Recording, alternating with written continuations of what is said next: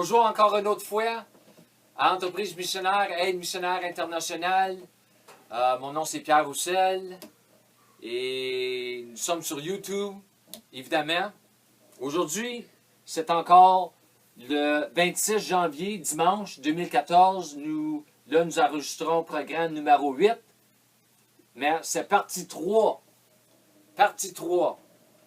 de cet enseignement ici, de cette série que nous avons commencé, pas longtemps passé, qui s'appelle « Votre inoculation contre la tromperie ». Pas la déception, mais la tromperie.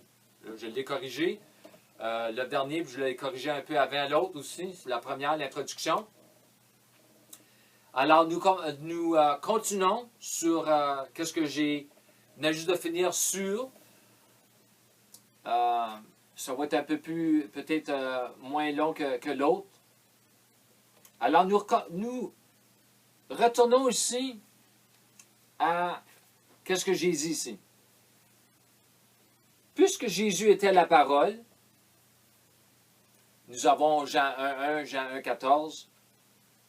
Vous pouvez effectivement dire que Jésus est M. Discernement, M. Criticos, en raison de Hébreux 4.12.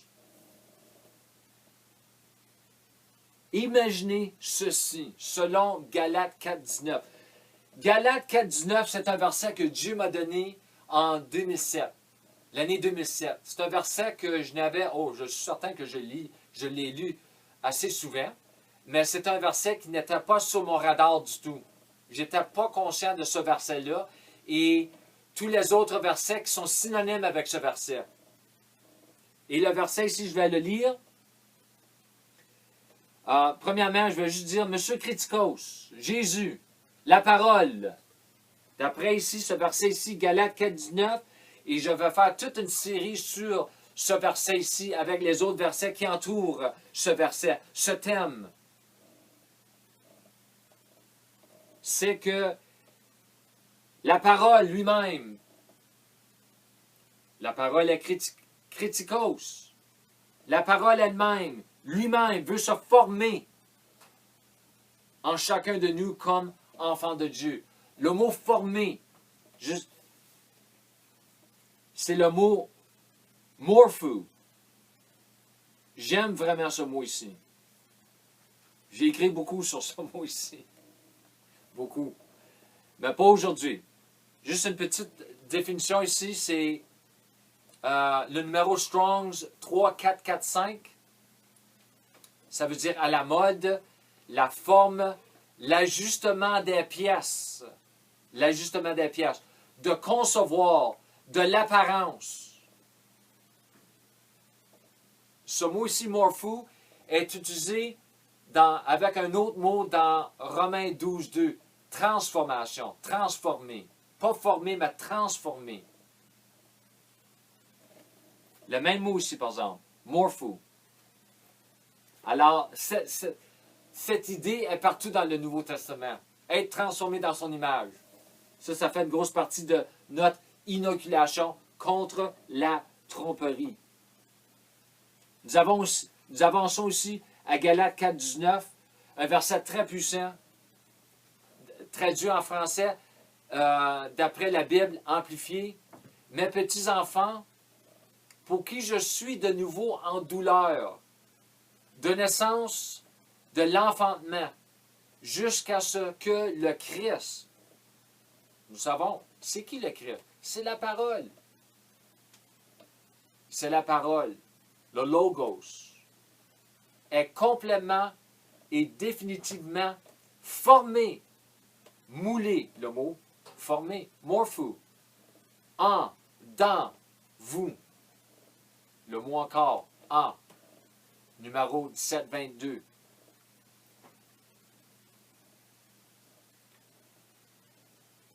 Nous avons appris depuis de nombreuses années. Ça fait des années. Peut-être depuis l'enfance de l'Église. Après, un peu après, dans de nombreux endroits, à ne pas être critiqué. Ne pas critiquer. ni juger,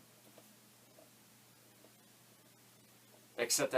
Et il y a du vrai dans cela. Il y a du vrai. Il y a du vrai dans tout cela. Mais, il y a toujours un mais. Toujours un mais. Ce parcours de semer la parole, de méditer la parole, de parler la parole, de confesser la parole, qui comprend aussi le renouvellement de nos pensées, le renouvellement de notre intelligence, le renouvellement de notre âme, de psyche. Et aussi, ça fait affaire avec la croissance de la foi. Semer la parole pour avoir la foi de Dieu. Semer la parole de Dieu pour avoir la foi de Dieu. Etc. Que nous allons plonger dans les détails plus tard, beaucoup plus tard. Tout cela a à faire avec la parole. Tout cela, tout ce que nous enseignons, a à faire avec qui nous fera devenir. Nous avons le mot devenir encore. Kritikos. Devenir, genomai, nous faire devenir kritikos, critique, éclairé, analytique. Ça, c'est deux autres mots aussi pour le mot kritikos. Si vous regardez dans... Moi, j'étudie pas seulement le grec et l'hébreu. Même avec tout cela, j'ai beaucoup de dictionnaires, pas seulement juste 2, 3, j'ai beaucoup de dictionnaires du grec et l'hébreu, mais j'étudie aussi beaucoup les dictionnaires anglais et français. Beaucoup. Et ils ont beaucoup aussi de grec. Beaucoup de nos mots aujourd'hui, dans notre vocabulaire aujourd'hui, ça vient du grec. Directement, je veux faire une étude sur ça plus tard. J'ai mis une étude, je veux faire une petite série sur ça. Beaucoup de mots que je trouve aujourd'hui, ça vient du grec. Alors le mot kritikos a aussi l'idée d'éclairer et d'être analytique. Vous pouvez compter sur elle. Garantie quand la parole, il n'y a pas le temps aujourd'hui, mais Marc 4, 26 à 32, quand la parole est semée, quand la parole est conçue, quand la parole prend racine en nous, dans notre âme, elle va vous rendre analytique, discernement, éclairé, tous ces mots-là, kritikos, garantie. C'est un avertissement que je vous donne. Comme j'ai dit tout à l'heure, je n'ai pas vraiment aimé mon mot prévenir, mais c'est une prévention quand même. Je vous prévois d'avance. C'est un avertissement. Vous allez commencer à voir des choses que vous n'aviez pas vues avant. Et vous allez vous poser des questions. Qu'est-ce qui est correct? Je suis correct? Je ne voyais pas ça, moi, avant. Puis là, je suis rendu comme ci, puis je suis rendu comme ça. Si vous êtes dans la parole, garantissez la parole qui fait ça. Avec votre esprit. L'Esprit Saint. Et il y a une raison pour ça. C'est votre inoculation contre la tromperie. Parce que Dieu n'est pas l'auteur de la tromperie. Garantie. Dieu n'est pas l'auteur de la tromperie. Nous savons qui est le grand trompeur. Nous savons. C'est le diable. Alors, en outre, nous devons, avec tout cela, tout ce que j'ai dit jusqu'à maintenant, c'est un peu peut-être, je m'habitue un peu aussi à enseigner, plus je trouve que je suis plus meilleur articulé en anglais qu'en français, mais ça s'en vient. En outre, nous devons, avec tout ce que j'ai dit jusqu'à maintenant, tout ce que j'ai dit dans les 2 derniers programmes, 2-3 parties, là, c'est juste partie 3, ça.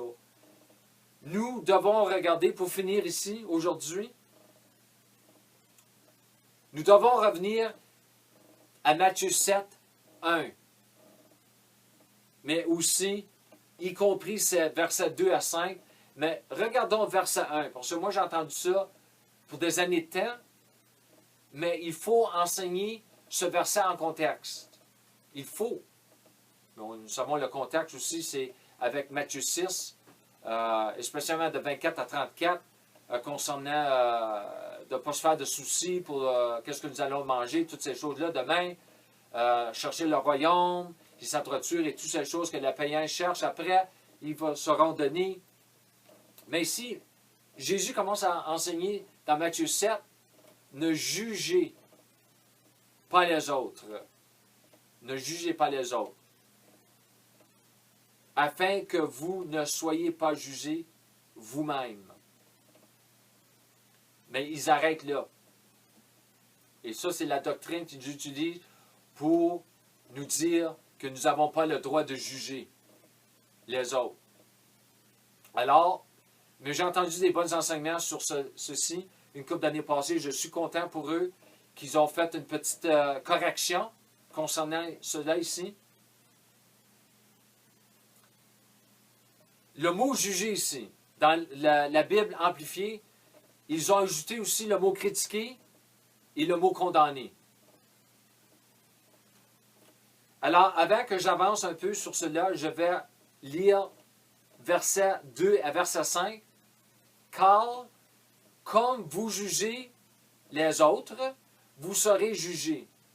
Et en conformité avec la mesure que vous utilisez pour faire face aux autres. Il sera traité à nouveau pour vous. Verset 3. Pourquoi voyez-vous la petite, très petite particule qui est dans l'œil de ton frère, mais ne devienne pas conscient et considère, ça c'est le mot auto-examiner, s'examiner soi-même. J'ai fait une grosse étude sur ça des années passées. M'examiner moi-même avec le Seigneur et avec sa parole. S'examiner. La parole est pleine de références à s'examiner soi-même. Faire certain que nous sommes dans la foi, faire certain que qu'est-ce que nous croyons, c'est d'après qu'est-ce que Dieu croit. Vous savez que vous pouvez croire la parole, mais si la parole est crue en méchant, pas en bon contexte, c'est pas qu'est-ce que Dieu croit. Le faisceau de bois qui est dans ton œil. Verset 4. Ou comment peux-tu dire à ton frère, me laisser la minuscule particule de ton œil quand il est le faisceau de bois dans ton œil? Verset 5. Vous, hypocrite, ôte premièrement la poutre à obtenir du bois de ton œil, et alors tu verras clair pour ôter la petite particule de l'œil de ton frère. Alors, tout en contexte avec verset 1. Ne pas juger. Ce mot juger ici, dans Matthieu 7, 1, 2, le mot juger. Nous avons le mot krino. 2919. C'est l'idée de distinguer, décider mentalement ou judiciaire, d'essayer, de conclure, de déterminer, d'estimer. Très intéressant. Ce petit mot juger, krino, est dans les mots famille. Nous appelons ça en anglais family words. Les mots famille. Groupe, mot, du même mot kritikos. Parce que vous allez voir ici, le mot krino, c'est 2919 et le mot kritikos, c'est 2924. Alors, si vous regardez dans votre dictionnaire, vous allez voir, c'est dans le même groupe. Ça vient de la même racine. Très intéressant. Quelle est la raison pour laquelle la Bible amplifiée porte le mot critique avec le mot juger? Alors ici, j'ai marqué un croyant, un vrai croyant, une personne qui est un enfant de Dieu, qui a été récréé, qui a la nouvelle nature, qui est né de nouveau, dont la vie est pleine de péchés, est en aucune position de juger un frère qui a beaucoup moins de péchés dans sa vie.